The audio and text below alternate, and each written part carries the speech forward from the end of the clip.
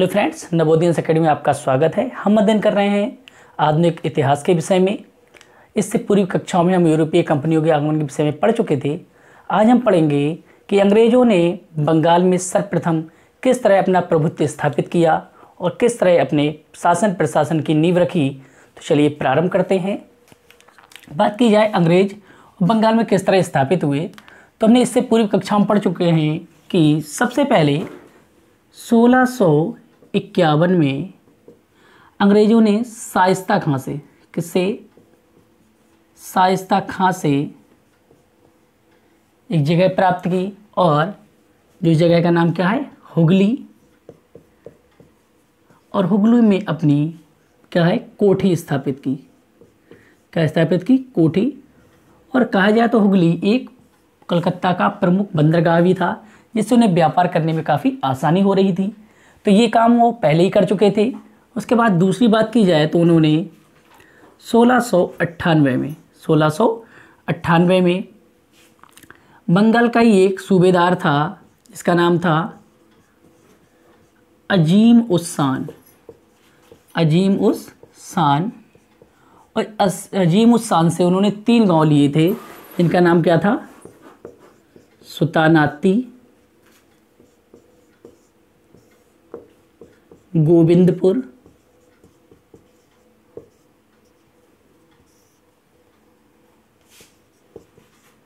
और कालीकाता।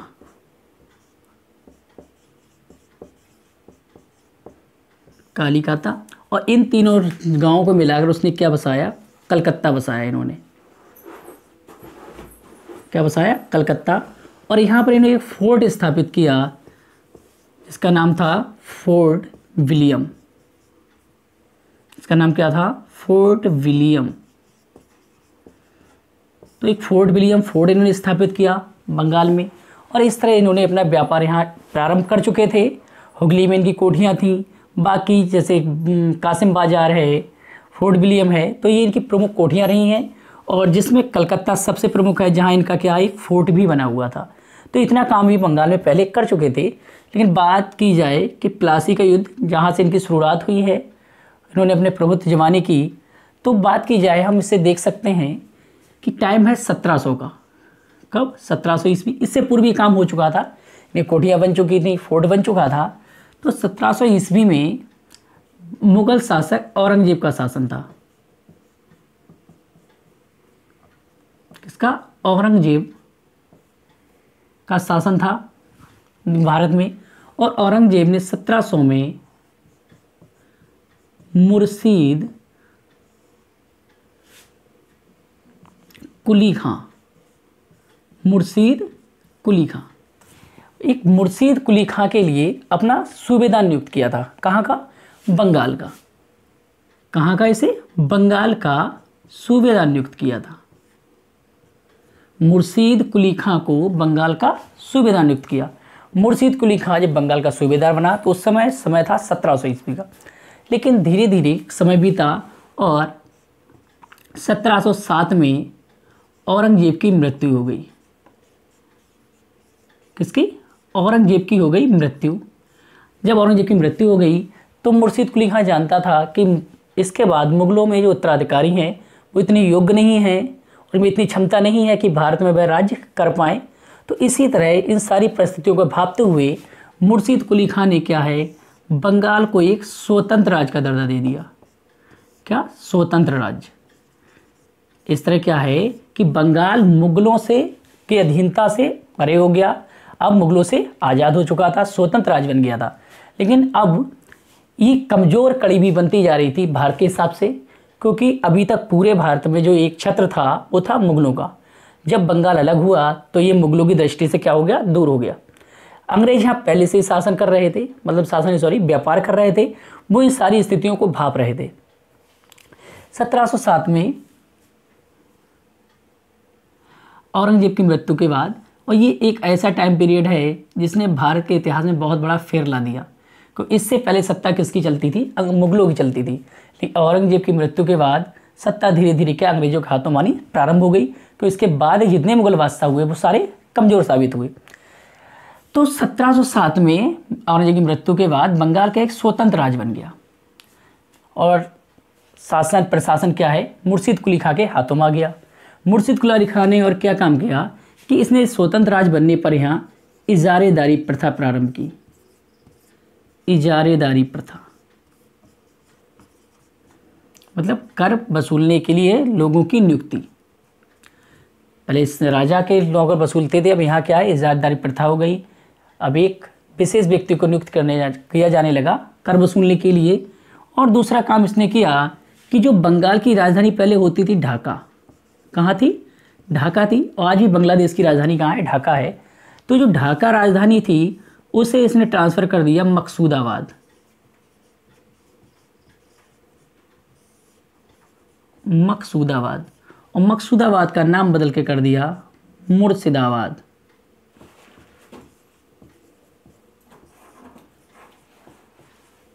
तो ये काम इसने किया। तो अगर देखा जाए तो ये बंगाल इस समय तक बहुत बड़ा राज्य था। आज का जिसे पश्चिम बंगाल बोलते हैं वो बंगाल नहीं था, बंगाल उससे बड़ा क्षेत्र था। अगर वर्तमान में बात की जाए तो उस समय का जो बंगाल है, उस बंगाल में प्रेजेंट का पश्चिम बंगाल, बांग्लादेश,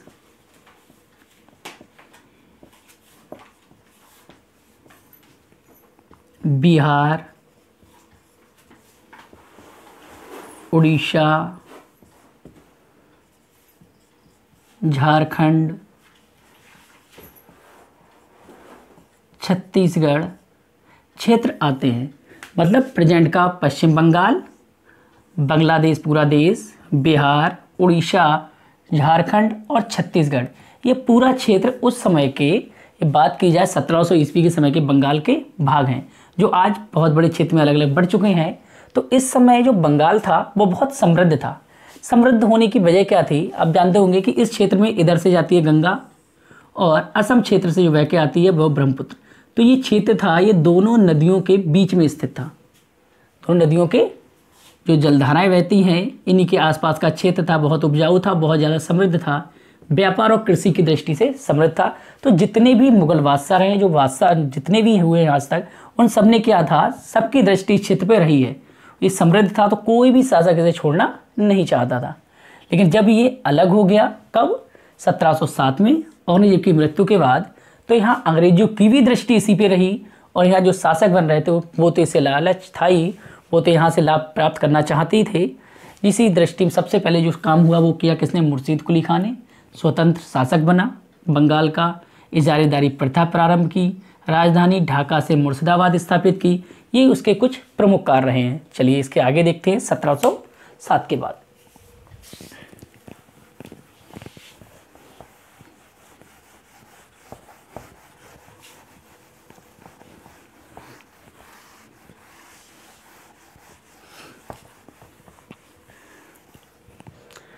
सत्रह सौ सात के बाद एक टाइम आता है आगे 1717 ईस्वी का। 1717 ईस्वी का 1717 ईस्वी में अंग्रेज़ों का एक मंडल, व्यापारी मंडल भारत आया और उस समय भारत में शासन कर रहा था फर्रुखसियार। तो मुगल बादशाह भारत में उसमें कौन था, फर्रुखसियार था। फर्रुखसियार को इस समय क्या, एक जानलेवा फोड़ा था, जानलेवा फोड़ा हो गया था इसे। और इस फोड़े का इलाज किया जो अंग्रेजों का एक व्यापारी मंडल आया था, उसका एक सर्जन था। कौन था, सर्जन, जिसका नाम था हैमिल्टन। क्या नाम था, हैमिल्टन। तो इस हैमिल्टन ने क्या है, उसका एक सफल इलाज किया। तो फर्रुखसियार को क्या था, जानलेवा फोड़ा था। उस फोड़े का इलाज किसने किया, सर्जन हैमिल्टन ने। और हैमिल्टन क्या था, ये अंग्रेज था। तो ब्रिटिश ईस्ट इंडिया कंपनी का जो व्यापारी मंडल भारत आया उसमें ये सर्जन था। अब जब उसका इलाज हो गया, फर्रुखसियार क्या हुआ, इससे खुश हुआ और फर्रुखसियार ने BIC को, मतलब ब्रिटिश ईस्ट इंडिया कंपनी को, एक प्रमाण पत्र दिया जिसे हम दस्तक कहते हैं। क्या कहते हैं, दस्तक। ये एक फरमान था, सुनहरा फरमान जिसे कहा जाए, जो किसे मिला, BIC को मिला। किससे मिला, मुगल बादशाह फर्रुखसियार से। इस दस्तक के जरिए BEIC बंगाल में करमुक्त व्यापार कर सकती थी। करमुक्त व्यापार किया जाए तो ब्रिटिश ईस्ट इंडिया कंपनी को बंगाल में करमुक्त व्यापार करने का एक प्रमाण पत्र मिल गया। किससे मिला, फर्रुखसियार से। जब ये करमुक्त व्यापार करने का प्रमाण पत्र किसे मिल गया, BIC को, तो इनकी बंगाल में आय और बढ़ गई। ये पहले से तो व्यापार कर ही रहे थे, तो उस व्यापार में टैक्स देना पड़ता था। इससे पहले ये गोलकुंडा में करमुक्त व्यापार करते थे। अब इन्हें प्रमाण पत्र मिलेगा हाँ बंगाल में भी करमुक्त व्यापार करने का। बंगाल पहले से बहुत समृद्ध था, जब इन्होंने यहाँ व्यापार किया तो इन्हें और ज़्यादा सफलता प्राप्त हुई। इनका व्यापार आगे आगे बढ़ने लगा, दिन ब दिन बढ़ने लगा, और ये धीरे धीरे अमीर होते गए। अब इसका दुष्परिणाम क्या हुआ कि जो बंगाल का शासक था, कहाँ का शासक, बंगाल का शासक, कोई शासक यहाँ बदलते रहेंगे, आप समझिए सीधे बंगाल का शासक। जो बंगाल का शासक होगा, अब उसे क्या होगा, कर जो उसे मिलेगा उसमें कर में क्या होगी, कर में आएगी कमी। पहला काम क्या होगा, उसके कर में क्या कमी आएगी। तो जब कमी आएगी तो उसका प्रशासन सही से नहीं चल पाएगा। कोई प्रशासन चलाने के लिए क्या, पैसा चाहिए, राजस्व चाहिए। जब पैसा और राजस्व क्या होगा, कम होगा राजा के पास, तो प्रशासन चलाने में उसे दिक्कतें आनी शुरू हो जाएंगी। यह प्रारंभ हुआ, लेकिन इस समय तक मुर्शीद कुली खां पहले से संपन्न राज्य में था, उसके पास इतना धन एकत्र हो चुका था, लेकिन उसे इससे दिक्कतों का सामना नहीं करना पड़ा। लेकिन उसके बाद में देखा जाए तो 1727 में मुर्शीद कुली खां की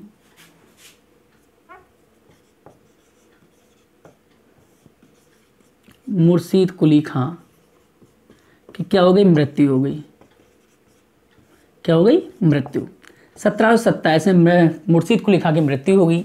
और इसके बाद जो अगला शासक बना वो बना शुजाउद्दीन।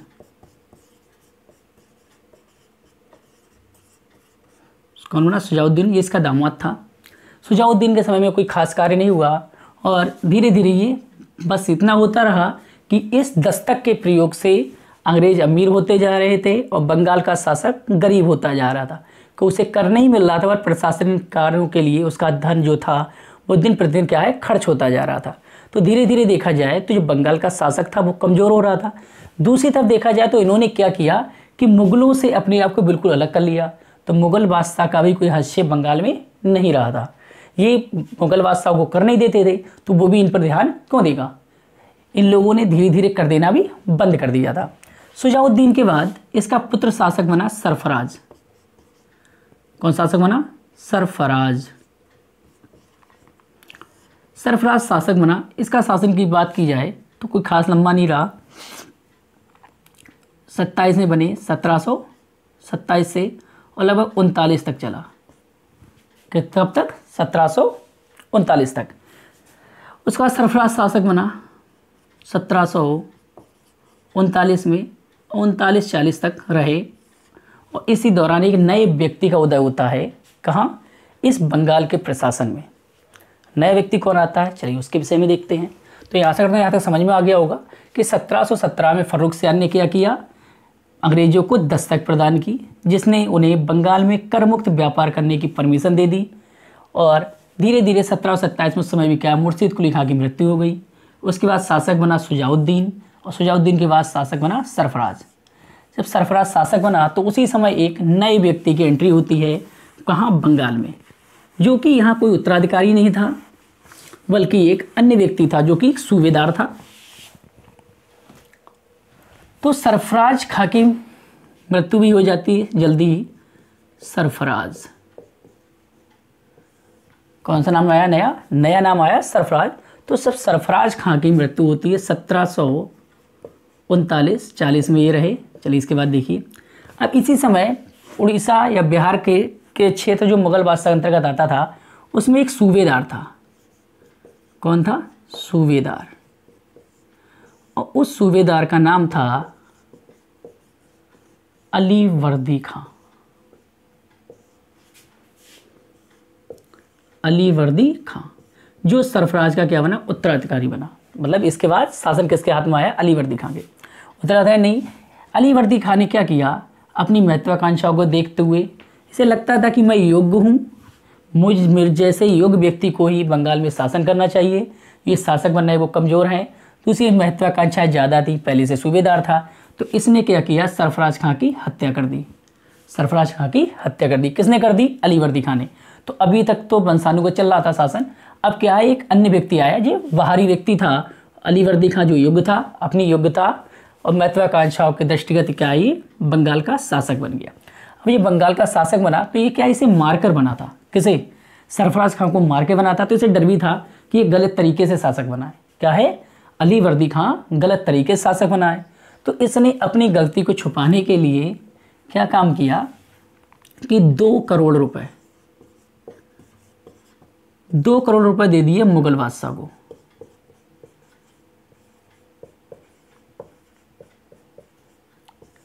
दो करोड़ रुपए किसे भिजवा दिए, मुगल बादशाह के लिए। अब देखिए मुगल भी इस समय तक आते आते, मैंने कहा औरंगजेब के बाद क्या है, मुगलों का पतन प्रारंभ हो गया और अंग्रेजों का उत्थान शुरू हो गया। तो 2 करोड़ के लालच में मुगल बादशाह ने इसका विरोध भी नहीं किया। भाई अलीवर्दी खां ने एक शासक को मारा था तो इसे क्या है, सजा मिलनी चाहिए थी, किसे, अलीवर्दी खां को। अलीवर्दी खां को सजा मिलनी चाहिए थी, परंतु जब अलीवर्दी खां ने 2 करोड़ रुपए भिजवा दिए मुगल बादशाह के लिए तो उसने कुछ नहीं कहा और इसे क्या है, नवाब बना दिया। क्या बना दिया, नवाब। अब ये साहब कहाँ बन गए, नवाब, कहाँ के, बंगाल के। अब इसमें मुगल बादशाह की बात की जाए तो इसमें मुगल बादशाह था मोहम्मद शाह रंगीला। कौन था, मोहम्मद शाह रंगीला। तो इस रंगीला साहब ने रंगीले मिजाज के साथ क्या किया, 2 करोड़ रुपए स्वीकार किए और अलीवर्दी खां को क्या बना दिया, नवाब बना दिया। तो अलीवर्दी खां अब तो बन गए नवाब बंगाल के, तो प्रशासन तो इनके हाथ में आ गया। परंतु ये वो सारी चीज़ें जब घट रही थी, दस्तक का दुरुपयोग चल रहा था, बंगाल में राजस्व कम आ रहा था, लेकिन प्रशासन के लिए पैसा उतना ही चाहिए था, तो धीरे धीरे जो राज खजाना था वो खाली होता जा रहा था। इसके दुष्परिणाम आगे सामने आएंगे। अब क्या हुआ, अलीवर्दी खां के समय में मराठे भी संपन्न हो रहे थे। क्या, मराठों का उदय हुआ, किसका, मराठों का उदय हुआ। ये अपने आप को और आगे बढ़ाना चाहते थे। मैंने कहा सभी जानते थे कि बंगाल क्या है, समृद्ध है। इन्होंने भी क्या किया भाई, बंगाल पर कर दिया आक्रमण। क्या किया, बंगाल पर आक्रमण किया। मराठे हो गए विजयी, बंगाल हो गया पराजित। अलीवर्दी खां की क्या हुई, हार। और जब अलीवर्दी खां की हार हो गई तो बंगाल से मराठे क्या लेते थे कर के रूप में, ये लेते थे चौथ। क्या लेते थे, चौथ लेते थे। चौथ मतलब कि जो भी आयकर होगा बंगाल का, जो भी आयकर होगा उसका चौथाई भाग कौन ले जाएंगे, मराठे ले जाएंगे। तो पहले से राजस्व तो वैसे ही कम मिल रहा था और जो राजस्व मिल भी रहा था तो उस राजस्व को कौन ले जाने लगे, उसका चौथाई भाग मराठे ले जाने लगे। दूसरी तरफ बात की जाए तो 1744-46 मतलब ये समय किसका चल रहा था, 40-44 के बाद का। यहाँ पर क्या है, कर्नाटक युद्ध प्रारंभ हो गए थे। किसके बीच, BEIC और FEIC, मतलब फ्रांस और अंग्रेजों के बीच कर्नाटक युद्ध, जो कहाँ चल रहे थे, भारत में भी चल रहे थे और यूरोप में भी चल रहे थे। तो अंग्रेज और फ्रांसीसी क्या है, अपने युद्धों में लगे हुए थे। इधर बंगाल का नवाब अपने कार्यों में लगा हुआ था और इन सारी परिस्थितियों को झेल रहा था कि मराठे भी कर ले रहे हैं, अंग्रेज भी लूट रहे हैं, मुगल बादशाह कोई ध्यान नहीं दे रहा है। अब इसने क्या काम करा, रंगीला ने, इसने अलीवर्दी खां ने एक बार 200 करोड़ रुपए तो भेज दिए, पर इसके बाद दोबारा इसने भी कोई ध्यान नहीं दिया कि मुगल बादशाह को कुछ कर दिया जाए। तो मुगल बादशाह के लिए पत्र तो ये लोग लिख रहे थे कि भाई ये जो दस्तक है ये हमें बहुत परेशान कर रही है, हमें गरीबी की ओर ले जा रही है, इसे बंद किया जाए। परंतु कोई भी नवाब इस चीज़ पर ध्यान नहीं दे रहा था, किसी भी मुगल बादशाह ने इस पर ध्यान नहीं दिया। धीरे धीरे समय बीतता गया और 1556 में इनकी भी क्या हो गई, मृत्यु हो गई। किसकी, अलीवर्दी खां। तो अलीवर्दी खां की मृत्यु कब हो गई, 1756 में। कब हो गई, 1756 में इनकी मृत्यु हो गई। अब इनकी मृत्यु के बाद एक नया मोड़ पैदा हो गया। भाई इनका कोई पुत्र नहीं था। क्या हुआ? अलीवर्दी खां का कोई पुत्र भी नहीं था। इनकी थी 3 पुत्रियां, उन पुत्रियों से अलग अलग संतान, लेकिन एक मैडम थी, इनका नाम था घसीटी बेगम। क्या नाम था? घसीटी बेगम। इनका कोई पुत्र नहीं था। दूसरी की पुत्री थी, उनका एक पुत्र था जिसका नाम था शौकत जंग। क्या नाम था? शौकत जंग।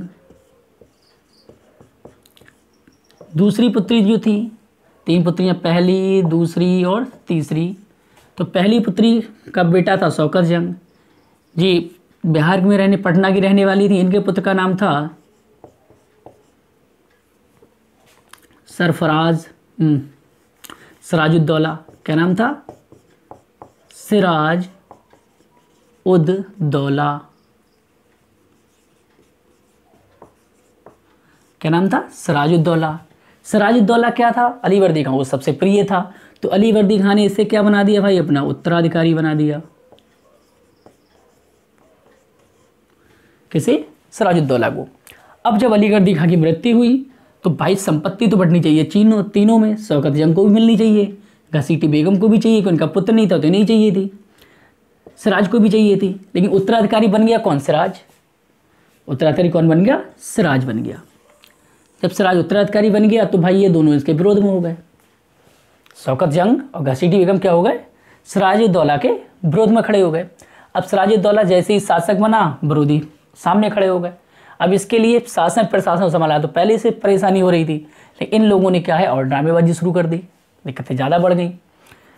धीरे धीरे इसे पता चला कि जो ये इसके नज़दीकी थे, जैसे सेनापति थे, कुछ अमीर लोग थे, वो भी इसके विरोध में हो गए। इधर जैसे ही अलीवर्दी खां की मृत्यु हुई, इधर अंग्रेज और फ्रांसीसियों का क्या युद्ध भी चल रहे थे। तो इसी दौरान जो फ्रांस थे, FEIC, इन्होंने क्या अपनों किले की क्या किलेबंदी शुरू कर दी। दूसरी तरफ BEIC, इन्होंने भी अपने किले की किलेबंदी करना शुरू कर दी। लेकिन इससे पहले अलीवर्दी खां की बात की जाए तो अलीवर्दी खां के समय में ऐसा कुछ नहीं हुआ। वह योग्य भी था, महत्वाकांक्षी भी था, लेकिन उसने अंग्रेजों की जो किलेबंदी थी, क्या थी? किलेबंदी, उस किलेबंदी का सफल विरोध किया था।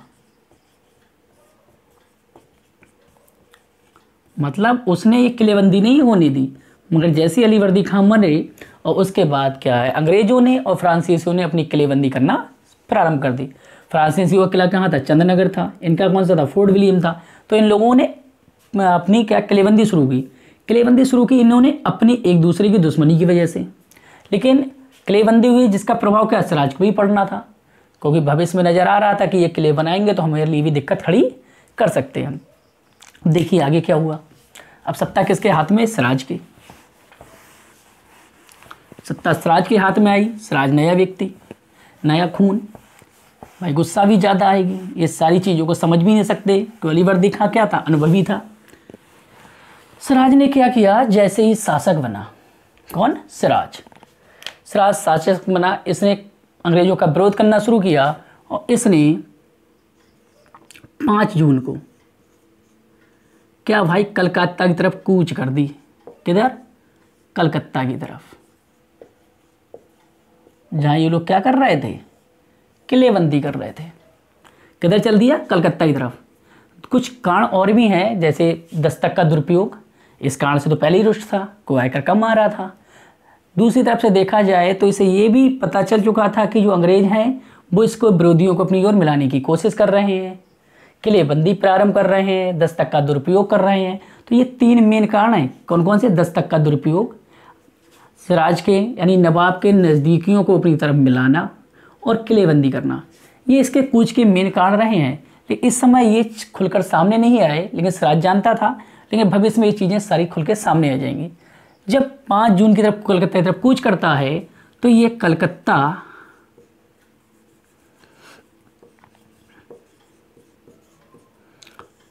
कलकत्ता में क्या करता है? विजय प्राप्त करता है। और जब कलकत्ता में विजय प्राप्त करता है तो जो अंग्रेज हैं, महिला और बच्चे, ये लोग भागकर कहाँ चले जाते हैं? फुल्टा द्वीप पर। कहाँ? फुल्टा द्वीप पर भाग जाते हैं। कलकत्ता को छोड़ते हैं अंग्रेज, और अंग्रेज कहाँ भाग जाते हैं? फुल्टा द्वीप पर। तो अंग्रेजों जब सिराजुद्दीन परास्त करता है, उन पर जब आक्रमण करता है, तो अंग्रेज भारत छोड़कर कलकत्ता छोड़ के कहाँ भाग जाते हैं? फुल्टा द्वीप पर। ये फुल्टा द्वीप पर पहुँचते हैं। कलकत्ता पर अधिकार कौन कर लेता है? सिराज। जब कलकत्ता पर सिराज का अधिकार हो जाता है तो ये क्या काम करता है? कलकत्ता का नाम बदलकर क्या कर देता है? अलीनगर। क्या नाम कर देता है? अलीनगर। क्या नाम हो गया? अलीनगर हो गया। ये लगभग बात है, ये है 17 जून की। ये 5 जून को कूच करता है, 17 जून के आसपास कलकत्ता विजय करता है, और कलकत्ता का नाम चेंज करके क्या कर देता है? अलीनगर। अब जब नाम अलीनगर कर देता है, और अलीनगर जिस सौंप देता है अपने एक नज़दीकी व्यक्ति जिसका नाम था मणिकचंद। क्या नाम था? मणिकचंद्र। मणिकचंद्र को सौंप देता है कि भाई ये तो सिराज कौन था? शासक था, ये कहाँ बैठेगा? राजधानी कहाँ थी? मुर्शिदाबाद। तो इसे तो मुर्शिदाबाद जाना था। तो अलीनगर जो कलकत्ता बना का नाम चेंज कर अलीनगर बनाता है, तो कलकत्ता की सूबेदारी किसे सौंप देता है? मणिकचंद के लिए। तो मणिकचंद क्या बन जाते हैं? सूबेदार। कहाँ के? कलकत्ता के। ये तो चल देते हैं। कुछ में बात कहा जाता है कि ये बात 17 जून की है, उस पर कलकत्ता में 20 जून को, कब? 20 जून के लिए, अब ये सचना सच्ची है या झूठी है ये तो नहीं कहा जा सकता, कि कहा जाता है कि 20 जून के लिए एक 14/18 के कमरे में, कब? 20 जून को 14/18 के एक कमरे में सिराज 146 अंग्रेजों को क्या है? बंदी बना लेता है। क्या कर देता है? कैद कर देता है।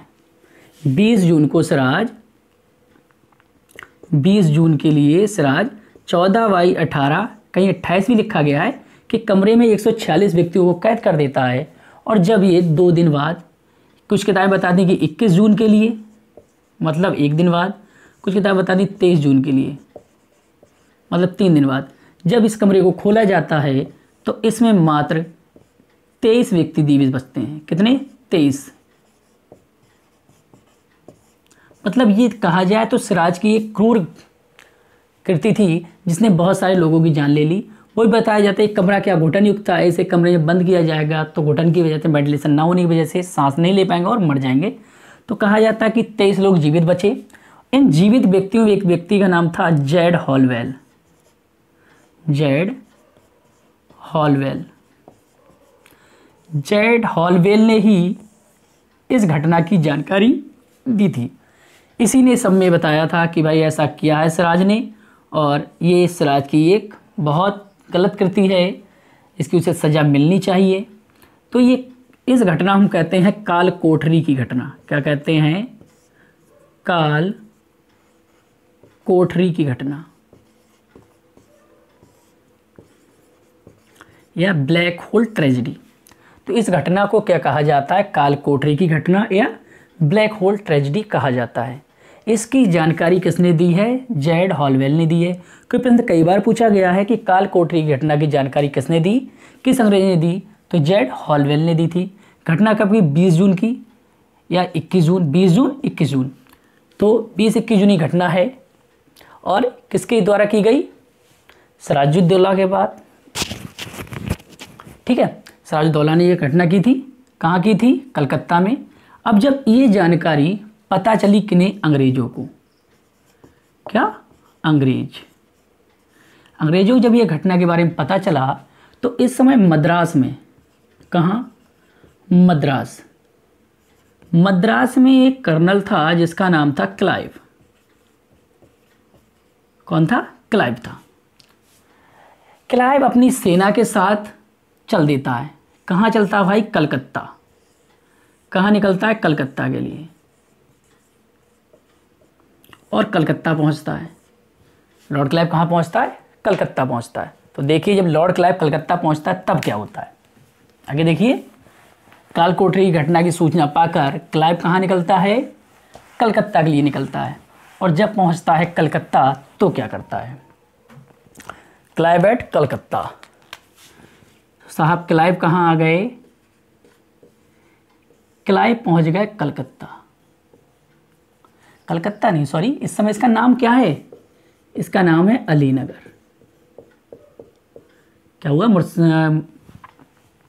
सिराजुद्दौला ने क्या किया था, सिराज ने इसका नाम बदल क्या कर दिया था, अलीनगर कर दिया था। कहाँ पहुंचा क्लाइव, अलीनगर पहुंचा।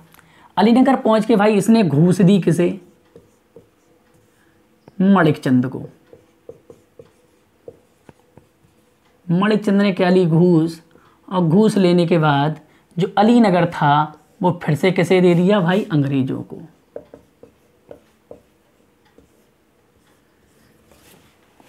क्या हुआ, कलकत्ता छीना किसने, सिराज ने। नाम परिवर्तित किया अलीनगर। उसका सूबेदार किसे बनाया, मणिक चंद के लिए। मणिक चंद ने अंग्रेजों से फिर पैसा ले लिया और किसे दे दिया, अंग्रेजों के लिए।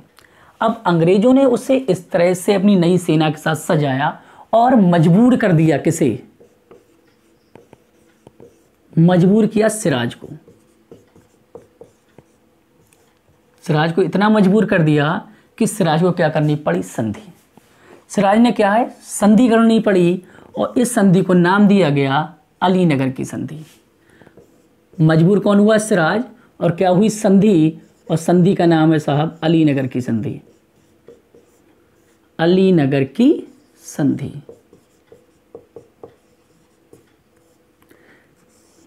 क्या हुई, अलीनगर की संधि हुई किसके बीच, क्लाइव और सिराज के बीच। क्लाइव और सिराज की भी अलीनगर की संधि हुई और ये हुई थी 9 फरवरी को, 9 फरवरी 1757 को, 9 फरवरी 1757। फिलहाल संधि की डेट है तो ध्यान रखिएगा, कब हुई, 1757 को, 9 फरवरी। अलीनगर की संधि में कहा गया, क्या तय हुआ कि भाई पहला तो दस्तक का प्रयोग जारी रहेगा, दस्तक का प्रयोग जारी रहेगा। दूसरा,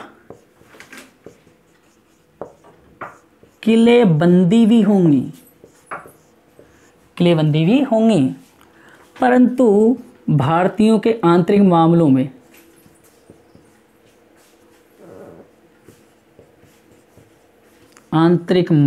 में अंग्रेज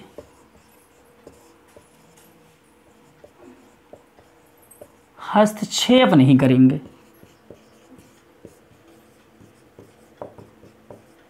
हस्तक्षेप वाली बात कौन सी आई, क्योंकि ये नवाब के नज़दीकियों को क्या है, अपनी तरफ मिला रहे थे। लेकिन जो ये बात है अंग्रेजों ने अपनी हर संधि में कही, परंतु कभी इसका पालन नहीं किया कि भाई हस्तक्षेप नहीं करेंगे। वो केवल कह देते थे, मगर हस्तक्षेप हमेशा करते थे।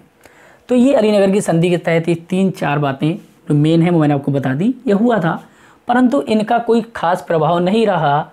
और क्लाइव जो ये शांति से जो संधि हो गई थी ना,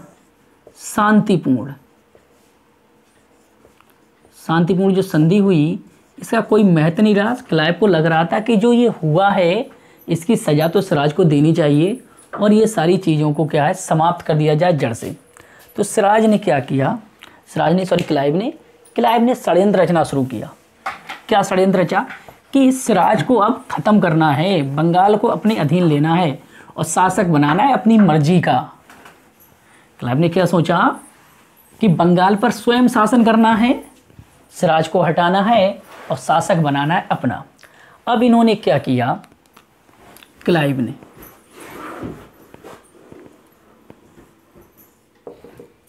षड्यंत्र रचना शुरू करा। अब देखिए क्लाइव का षड्यंत्र क्या है। क्लाइव ने जो सिराज के नज़दीकी थे, उनको सबको पहले अपनी ओर मिलाया। किसको, सभी को। जैसे बात की जाए इसकी मौसी घसीटी बेगम,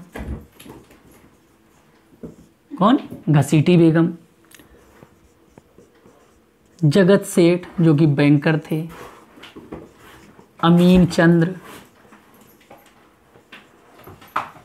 जो कि दीवान थे, और राय दुर्लभ,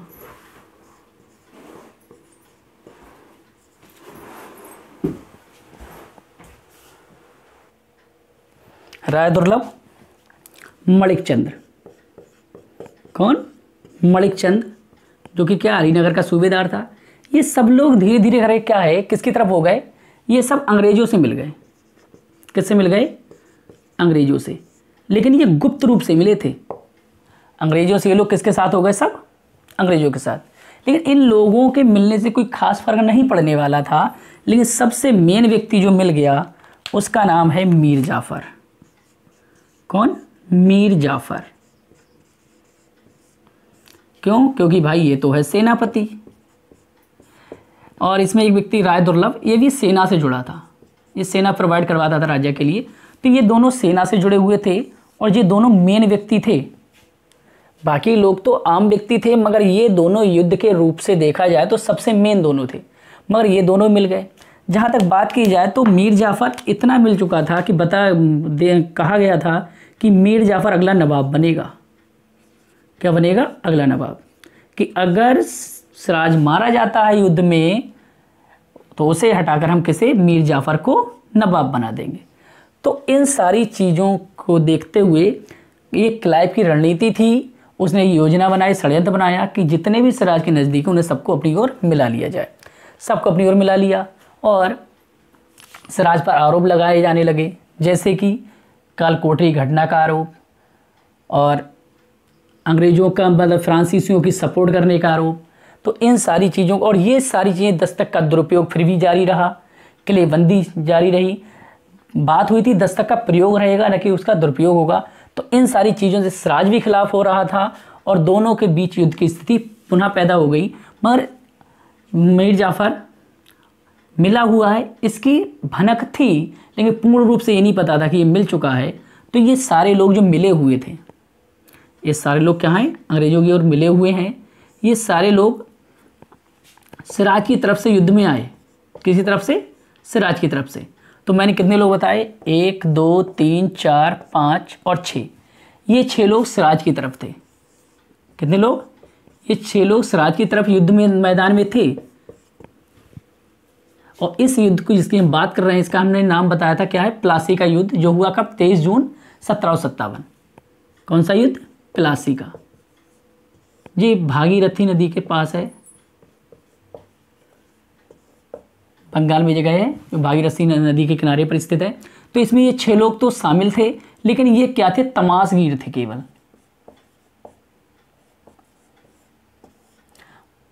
मतलब क्या है? ये 6 लोग केवल तमाशा देखने के लिए युद्ध क्षेत्र में आए थे, ना कि सिराज की तरफ से युद्ध लड़ने के लिए। इन लोगों को छेड़ दिया जाए तो 2 व्यक्ति हैं जिनका नाम है मीर मदान और मोहनलाल। ये दोनों व्यक्ति वफादार रहे किसके? सिराज के। तो ये पार्टी किसकी थी? ये पार्टी थी सिराज की। लेकिन इस सिराज में इधर क्या थे? केवल अंग्रेज थे, लेकिन ये सब लोग आंतरिक रूप से क्या है? अंग्रेजों से मिले हुए थे, अंदर से मिले हुए थे। मगर बाकी तरह देखा जाए तो किसकी तरफ थे? ये सब सिराज की तरफ थे, लेकिन मिल सब गए थे आंतरिक रूप से किससे? अंग्रेजों से। तो ये लोग सब तमाशगीर थे, ये तमाशा देखते रहे। मीर मदान मारा गया, मोहनलाल भी मारे गए और इन सब के बाद में क्या है? सिराज भी मारा गया।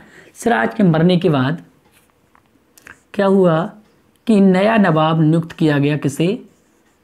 मीर जाफ़र को। किसे? मीर जाफ़र को। तो प्लासी के युद्ध के बाद जो नया व्यक्ति नवाब बना वो कौन था? मीर जाफ़र। और मीर जाफ़र को नवाब बनाया गया और इसे बनाया गया 30 जून को। कब बनाया गया? 30 जून 1757 को। मीर जाफ़र 30 जून 1757 को शासक बन गया। क्यों बन गया? क्योंकि ये सभी लोग आंतरिक रूप से क्या अंग्रेजों से मिले हुए थे। लड़ने में अंग्रेज अकेले थे, मगर ये सब लोग क्या अंग्रेजों के साथ मिले हुए थे। तो इस तरह से कहा जाता है कि पनिक्कर साहब ने कहा है। किसने? चलिए जो कथन है मैं अभी आपको बताता हूँ। 2 मेन कथन यहाँ से पूछे जाते हैं। जब ये नवाब बन गया तो नवाब बनने के बाद इसने क्लाइव के लिए क्या जब BIC को 24 परगना, कितने? 24 परगना की जमींदारी दे दी और 37 लाख पाउंड किसे दिए? युद्ध हर जाने के दिए। जब मीर जाफर शासक बना तो उसने अंग्रेजों को 24 परगना की जमींदारी दी, 37 लाख पाउंड युद्ध हर जाने के रूप में दिया। तो ये प्लासी के युद्ध से जुड़ी कुछ घटनाएं हैं, कुछ नाम हैं, कुछ जानकारी जो मैंने आपके सामने प्रस्तुत की। तो ये आशा करता हूँ कि समझ में आ गई होगी। 2 कथन छूट रहे हैं, वो मैं आपको बता देता हूँ। इस पर अगली वीडियो हम पढ़ेंगे बक्सर का युद्ध और उसकी क्या पृष्ठभूमि रही वो आपको समझाऊंगा।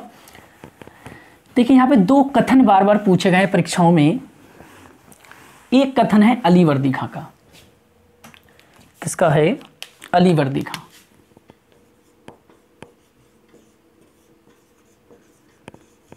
अलीवर्दी खां ने अपने समय में कहा था, इसने अंग्रेजों की तुलना किससे की? मधुमक्खियों से।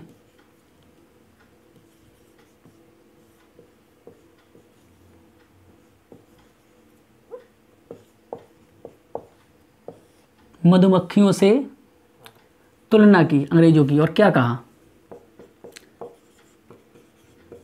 इन्हें छोड़ दोगे तो यह शहद देंगे। छोड़ दोगे तो शहद देंगे, अगर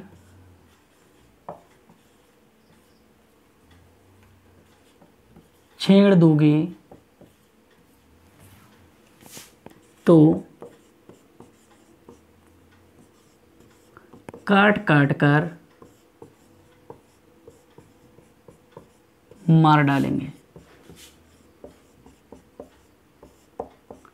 क्या कहा? अगर इन्हें छोड़ दोगे तो ये शहद देंगे, अगर छेड़ दोगे तो काट काट कर मार डालेंगे। और दूसरा कथन है पनिक्कर का। पनिक्कर साहब ने क्या कहा है तो सुन लीजिए, मैं लिखूंगा नहीं, वीडियो काफ़ी लंबी हो रही है। तो पनिक्कर साहब ने कहा कि जो प्लासी का युद्ध है ये एक सौदा है। प्लासी का युद्ध एक सौदा है जिसमें लालची लोगों ने, जिसमें बंगाल के कुछ लालची लोगों ने नवाब को अंग्रेज़ों के हाथों बेच दिया था। पनिक्कर साहब ने क्या कहा है कि प्लासी का युद्ध एक सौदा है जिसमें कुछ बंगाल के कुछ लालची लोगों ने नवाब को अंग्रेज़ों के हाथों बेच दिया था। तो ये 2 प्रमुख कथन है जो इस पृष्ठभूमि से पूछे जाते हैं, इस चैप्टर से पूछे जाने की संभावना ज़्यादा रहती है। तो मैंने आपको बता दिए। तो आशा करता हूँ आपको प्लासी के युद्ध के विषय में सारी जानकारी समझ में आ गई होगी। यदि वीडियो पसंद आई हो तो लाइक कीजिए, चैनल को सब्सक्राइब कीजिए, मित्रों के साथ शेयर कीजिए। धन्यवाद।